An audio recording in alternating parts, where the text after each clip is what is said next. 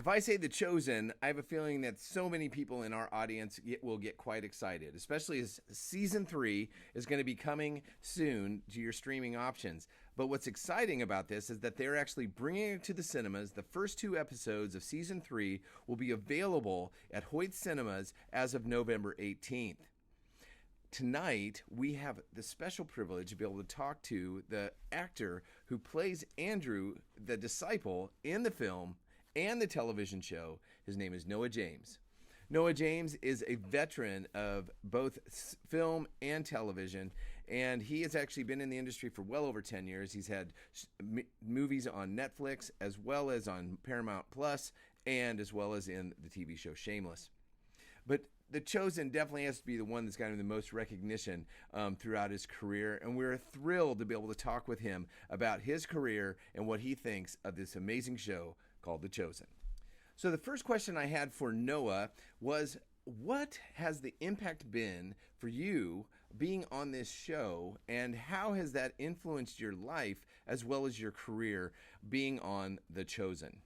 As actors, we really have to almost forget the sort of global eye on it, or how people would maybe want certain characters portrayed, or past portrayals of them.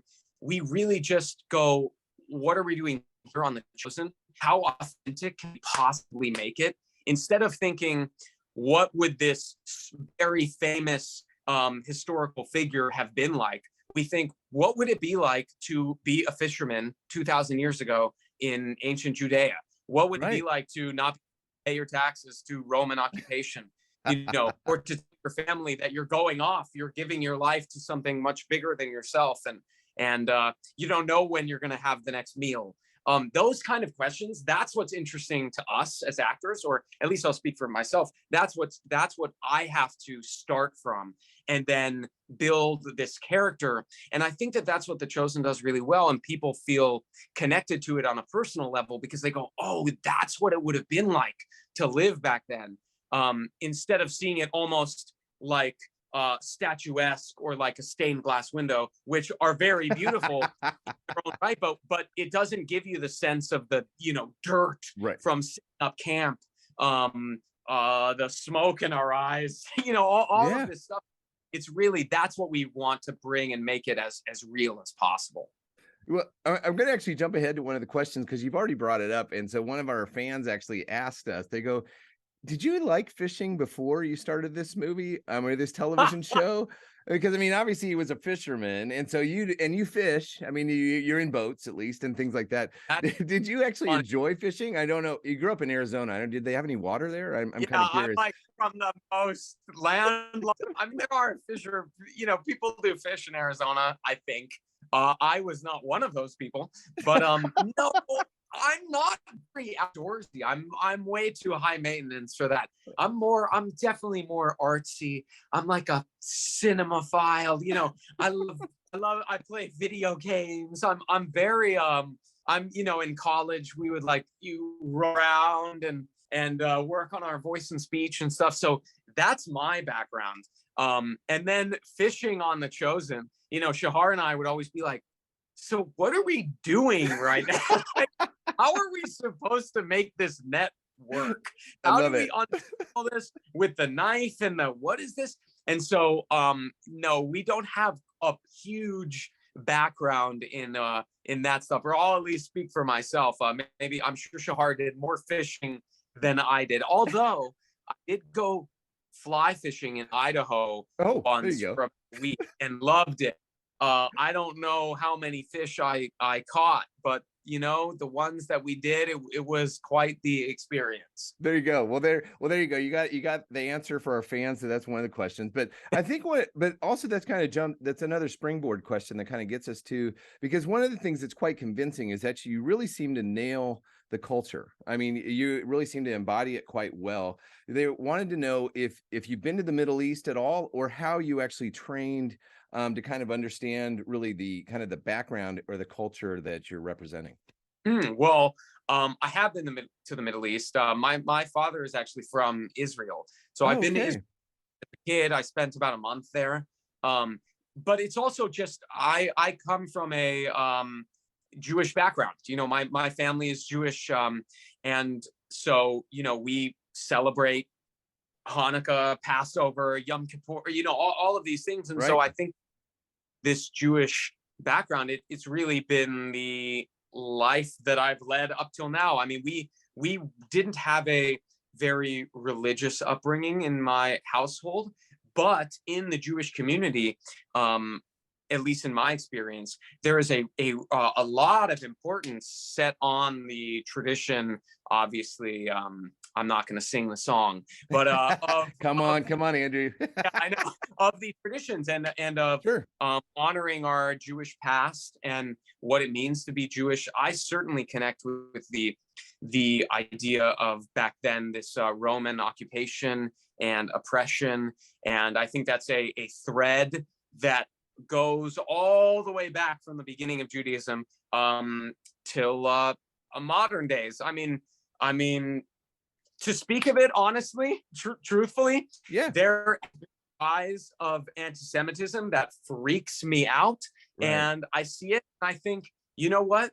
It's, I mean, it's the same. It's we're dealing with a lot of the same issues, and I think that is what rings true about The Chosen Yeah. is you go, wow. I mean, that you're talking about people who were oppressed and struggling through the time period, and obviously it's much different now. But to see those little threads, it doesn't take much for your imagination to take you all the way back there. Right. Excellent. Well, that I think that really kind of gives people an idea because you really seem to touch on it. You really seem to grasp it, but yet bring it into this era. I think people can really kind of accept and really embrace it because I just know of so many people I talk to all the time that have just really been impressed with your performance. And I think you touched on this one, but there's one last question from our audience I was going to ask you that I thought was pretty important. And that was because of the significance of this role of playing Andrew. And Mhm. how do you remain humble playing this real life character? I mean, how do you really remain humble yourself in that role in so many different ways? What do you do to prepare for that? Oh, well, the role is nothing if not humbling. I mean, Right. being a part of Chosen is humbling when it's so clear that when people come up and they're so excited about the show and they say, I love the show and I love you in it or something, I really do take that as it is the show.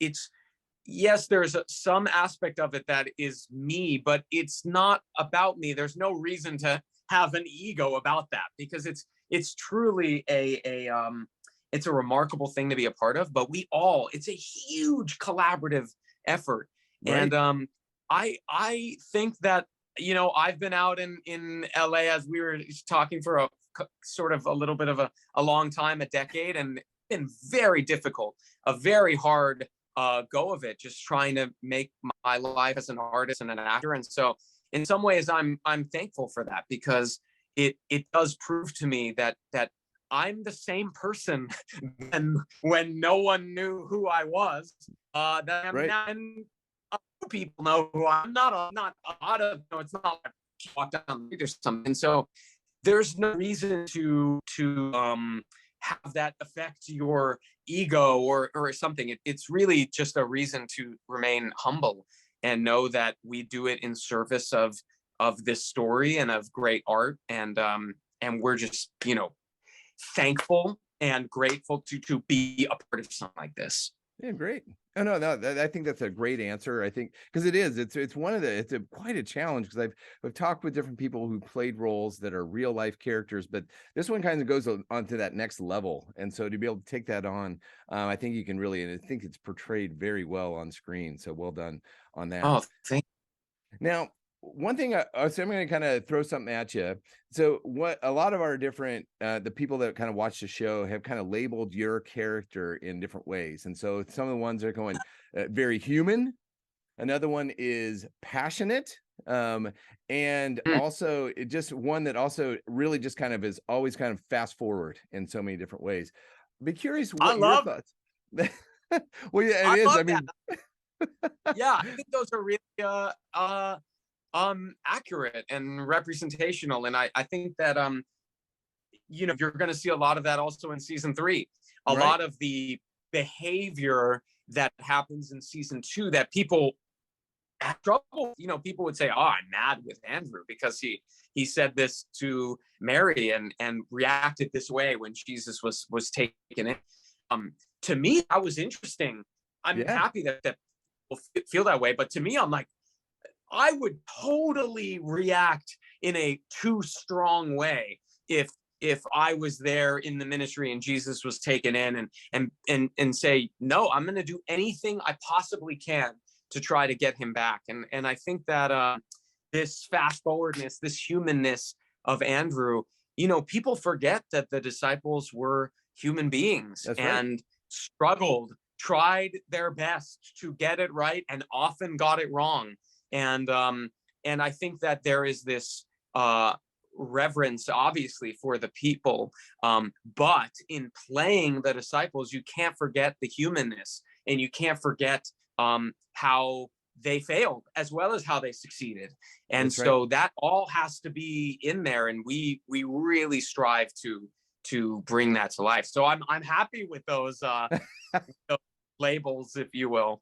Yeah, I think that they were very accurate. It's always kind of fun to be able to see too if that's really how you see it, but that's definitely how it comes off, and I think people really are able to embrace that. Well, kind of as we kind of head towards the end, one last question, especially for our readers and our audience, that that a lot of people were wanting to ask is that, well, we have a lot of people who come from a different faith positions that read what we do. So some of them coming from a Christian position, others come from other faith positions, but then also some that don't have a faith. And so kind of curious what your thoughts are as far as The Chosen, what it offers someone when if they're kind of exploring kind of the idea of Christianity or even God. Oh, well, I think that what The Chosen does really well, I think a lot of people sometimes are put off by faith-based media. They feel like it's not going to have good production value, won't have good storytelling, it won't feel real. And The Chosen, the whole sort of goal, if you will, was to bridge that divide and make an amazing show about the life of Jesus and those around Jesus. And so, to people of all faith backgrounds, you will see incredible interpersonal relationships. You see, it doesn't just go Bible story to Bible story. It's really about setting up these moments and saying, what would it have been like to be there in all the challenges? Would I have risen to the challenge? Would I have struggled the same way this character did or that character did? It feels very much like other shows on TV in the fact that the production quality, the filmmaking, and I hope acting really rises to the challenge.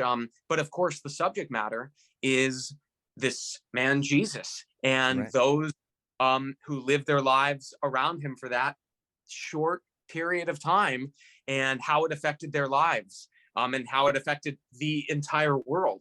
And so it's a really dramatic, remarkable story that, again, a lot of movies or shows that have touched on touch on maybe the final days before the crucifixion or something like this. This starts from the very beginning, and so Right. you have all this lead up. I mean, we want to do 7 seasons of this show. We hope you um do. Yeah. yeah, and so when you get to that moment, it means that much more. Excellent. Well, fantastic. Well, I know we've come to the end of our time, and I definitely want to encourage all of you out there in Australia and New Zealand. Just so you know, it's going to be coming on November 18th. It'll be available in cinemas. Get to Hoyt Cinema right now. It'll be for a limited time. We'll be able to see this. I mean, you definitely are getting ready for the full season, but to be able to see this on the big screen, and you get to see Noah James on the big screen in episodes 1 and 2, available as of November 18th. So thanks so much for being a part of Real Dialogue. This is Russ Matthews at Real Dialogue, where faith and film come together. Thanks for being here. And we really enjoyed having this time with you, Noah. Thank you so Yeah, much. thank you so much for having me, man. Thanks.